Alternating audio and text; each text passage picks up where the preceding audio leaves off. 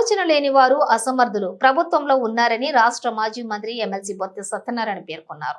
కాకినాడ ప్రాంతానికి ఓ ఆలోచన లేని వారు అసమర్థులు ప్రభుత్వంలో ఉన్నారని రాష్ట్ర మాజీ మంత్రి ఎమ్మెల్సీ బొత్స సత్యనారాయణ పేర్కొన్నారు.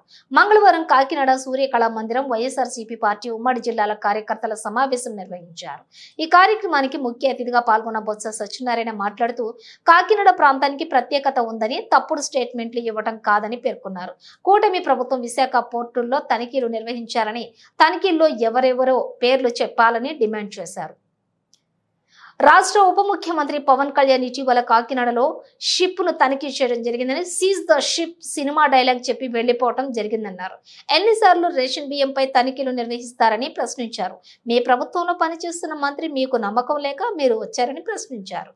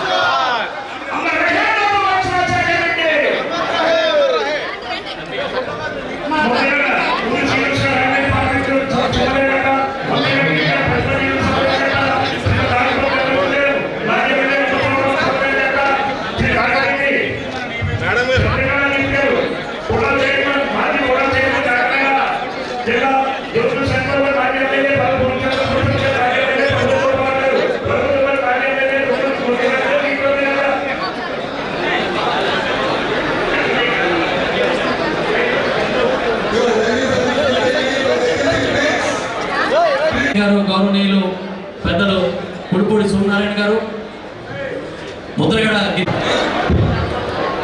చైర్మన్ గారు వేణుగోపాల్ గారు, ఎమ్మెల్సీ తోట త్రిమూర్తులు గారు, పెద్దలు మాజీ మంత్రివర్యులు ముద్రగడ పద్మనాభం గారు, పెద్దలు మాజీ మంత్రివర్యులు సీనియర్ నాయకులు, మాజీ పార్లమెంట్ సభ్యురాలు సీనియర్ గారు కోఆర్డినేటర్ గారు, అదేవిధంగా వేదికపై ఉన్న ఇతర నాయకులందరికీ, వేదిక ఉన్న నాయకులకి, పెద్దలందరికీ కోఆర్డినేటర్ గా బాధ్యతలు తీసుకున్న తర్వాత మొట్టమొదటిసారిగా పెద్దలు ఈ రాష్ట్ర రాజకీయాల్లో ప్రత్యేక గోదావరి జిల్లాలో గ్రామ స్థాయి వరకు కూడా ప్రతి మీరు 2019 గుర్తు చేసుకుంటే ఇదే తెలుగుదేశం పార్టీ నాయకులు కార్యకర్తలు రోడ్డు మీదకి రావడానికి లేకపోయినా ప్రజల కోసం కార్యకర్తల కోసం నిలబడే పార్టీ నాయకుడు మన నాయకుడు జగన్మోహన్ రెడ్డి గారిని సందర్భంగా గుర్తు చేసుకుంటాం. ఒంటరిది విషయాన్ని ఇందాక కూడా సమావేశంలో చెప్పాను. మా ప్రభుత్వం ఉన్న అధికారం ఉన్నప్పుడు ఇక్కడ కూర్చున్న పెద్దలు కానీ మా పెద్దలు ఎవరైనా సరే ఏ విషయంలో అయినా సరే అక్రమంగా అన్యాయంగా తప్పు చేశామనుకుంటే, చేశామని నిరూపిస్తే చట్టపరంగా చర్య తీసుకోండి. ఎవరు వద్దన్నారు? ఎవరు అడ్డు పెట్టారు? చేసిన తప్పులని మీ దగ్గర పెట్టుకొని మీరు ఆలోచనైపోయి మళ్ళీ మా మీద అభ్యర్థిస్తారుగా. చెప్పండి, నిజంగా ఆ రోజు వచ్చి అన్యాకాంతంగా భూముల్లో వచ్చి ఆక్యుపై చేసినా, లేదు లాక్కున్నా, లేదు చేసుకున్నా అనొచ్చు. చేసిన తప్పులు వచ్చి మీరు చేసి మళ్ళీ మా మీద అభ్యర్థిస్తారుగా. ప్రభుత్వం ఇవాళ మాది కాదు కదా, ప్రభుత్వం అధికారంలో తెలుగుదేశం పార్టీ ప్రభుత్వం కదా. అధికారులు మీ కింద కదా పనిచేస్తారు, మా కింద పనిచేయట్లేదు కదా. మళ్ళీ ఈ మాటలు మాట్లాడతారుగా. ఇది న్యాయమా చెప్పండి? మీరు చెప్పండి బ్రదర్స్. మీరు ఇవాళ ఏమి జర్నలిజం రాలేదు కదా. ఈ ప్రభుత్వాలు 3-4 ప్రభుత్వాలు చూశారు కదా మీరు. అంటే ఇవన్నీ ఏంటి? ఆడలేక మధ్యలో వాడలేదని చెప్తారు కదా. ఆ రకం వాళ్ళు అడ్జస్ట్ అయిపోతారు. ఇది చెప్తారు. మొన్న నాకు అనిపించింది, మొన్న మన డిప్యూటీ సీఎం గారు వచ్చారు అక్కడికి, వచ్చారు కదా, మీ అందరూ వెళ్ళారా మీ అందరూ? దానికి వెళ్ళను కానీ నేను, అది సినిమా దానికి నేను వెళ్ళను కానీ, అక్కడ ఒక విషయం, బియ్యం అక్రమంగా దొరుకుతున్నాయి. ఓకేనా? దొరుకుతున్నాయంటే అంతకుముందు ఒక మంత్రి గారు వచ్చారు, ఆయన వచ్చి పరిశీలించారు. ఏవో అక్రమంగా ఉన్నాయి ఇవన్నీ రేషన్ బియ్యం అని చెప్పి కొన్ని సీజ్ చేశారు, కొన్ని తీసుకున్నారు. అవన్నీ మళ్ళీ సిప్పాలకి ఎక్కిపోయేవి కాదు, సిప్పాలకి ఎక్కిపోయి చెప్పండి, ఎక్కిపోయి సిప్పు కదా.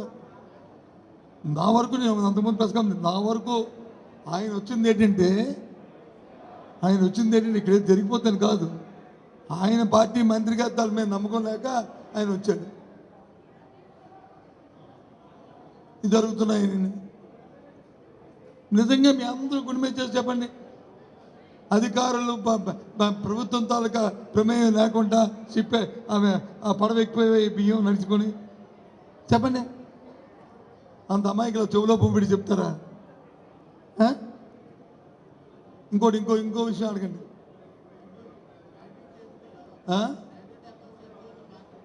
మా పార్టీ ఏంటి?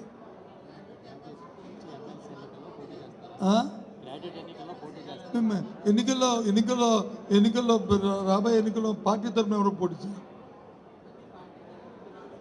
పార్టీ తరఫున పోటీ చేయాలి.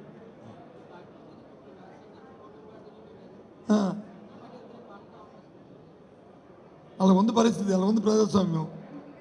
ప్రజాస్వామ్యం అంటే ఎంత అపహాస్యం చేస్తున్నారో ఆలోచన చేయండి. ఎంత చేతుల్లో తీసుకుంటున్నారు, ఏ విధంగా ఉందో. ఇంకా ఇద్దరు వచ్చారు, బాగానే ఉంది. కొందరు వచ్చి ఆయన అమ్మేసుకుంటున్నారు, మమ్మల్ని రిజైన్ చేసేయండి, మమ్మల్ని వచ్చి మేము రాజీనామా చేసాము, మాది అంగీకరించేయండి, మేము అమ్ముడిపోతాము అని చెప్తున్నారు. ఇది ఎక్కడ విడ్డూరమో. నేను 30 సంవత్సరాలు రాజకీయాల్లో ఉన్నాను, ప్రత్యక్ష రాజకీయాల్లో, కానీ ఇలాంటి సిస్టమ్ చూడలే. ఏకంగా పదవి తీసుకుంటున్నారు. అలాంటి వాళ్ళు కూడా ఉన్నారు, ఈ జిల్లాలో కూడా ఉన్నారు.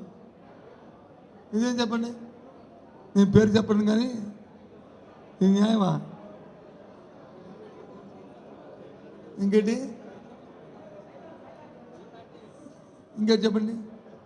నువ్వెందుకు వాళ్ళు తీసుకెళ్తారు, మేము తీసుకెళ్ళాలి.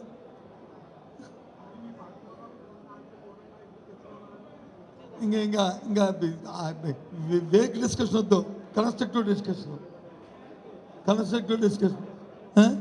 సో కాబట్టి నేను అంటుంది ఏంటంటే, కాకినాడకి, తూర్పుగోదావరి జిల్లాకి, ముఖ్యంగా తూర్పుగోదావరి జిల్లాకి, కాకినాడకి ఒక ప్రత్యేకత ఉంది. తూర్పు పశ్చిమ గోదావరి జిల్లాలు రైస్ బౌల్ ఆఫ్ ఇండియా.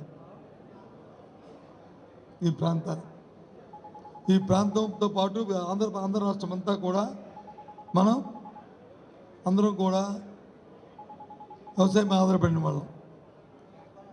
ప్రభుత్వాలు ఏదైనా ఒక ఇంట్లో ఒక ఎలక పడితే ఏం చేస్తాము, ఎలకను వచ్చి బోన్ పెట్టి పట్టుకుంటాం, కానీ ఇల్లు తగలబెట్టాం కదా. ఇల్లు తగలబెట్టేస్తాం చెప్పండి, ఎవడు తగలబెడతారు? ఆలోచన లేనివాడు అసమర్థుడు ఆ పని చేస్తాడు. ఆలోచన ఉన్నవాడు, సమర్థత ఉన్నవాడు ఒక బోన్ పెట్టి ఆ ఎలకను పట్టుకుంటాడు. ఇప్పుడు ఇక్కడ ఎలక ఉందంటే ఇల్లు తగలబెట్టేసి ఉంటే దాని నుంచి ఎంతమంది ఏమవుతుంది? ప్రభుత్వం మీ చేతిలో ఉన్న రెగ్యులేటరీ ఏమవుతుంది? మీ అధికార యంత్రాంగం ఏమైంది? మీకు ఇచ్చిన ప్రతి ఇచ్చిన మ్యాండేట్ ఏమైంది? మీ చేతిలో ఉన్న మ్యాండేట్ ఏమైంది? ఎందుకంత వీక్గా, ఎందుకంత నీరసంగా, ఎందుకంత అసమర్థంగా? ఏమనంటే వాళ్ళ మీద వీళ్ళ మీద అది చేసేస్తాం, ఈ కేసు పెట్టేస్తాం, ఆ కేసు పెట్టేస్తాం, కేసులు పెట్టి తప్పుడు కేసులు పెట్టి చేయడం కాదు, కన్స్ట్రక్టివ్ చెప్పాలి. ఇవాళ విశాఖపట్నంలో ఉదయం వచ్చి ఒక కంటైనర్ దొరికింది బియ్యం అని పేపర్లో చదివాను, రాత్రి టీవీలో రాగానే అడిగాను, ఎవర్రా ఏంటంటే వైసీపీ నాయకత్వాలుగా అండతో వెళ్ళిపోతున్నారు. నేను కనుక్కుంటే ఎవరిది? తెలుగుదేశం పార్టీ నాయకుల అండతోని, వాళ్ళ తాలూకా మామ్యామేలతోని ఆ కార్యక్రమం జరుగుతుంది. ఇది అవునా కాదా చెప్పనండి. ఇప్పుడు వైసీపీ నాయకులు పేరు చెప్పండి, నేను చెప్పిన తర్వాత సాయంత్రం లోపల.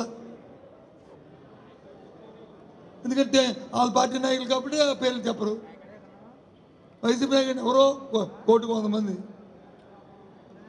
ఇలాంటి వేక్ డిస్కషన్లు కాదు. ఒకసారి వేక్, 2 సార్లు వేక్, రోజు ఇదే పంట. ఏమనంటే రామకోటి చెప్తాం కదా, అలాగా రామ రామ రామ అన్నిటి వచ్చి జగన్మోహన్ రెడ్డి ఇదే పని, ఇంకో పని లేదు. ఇప్పుడు ఇంత అన్నారు,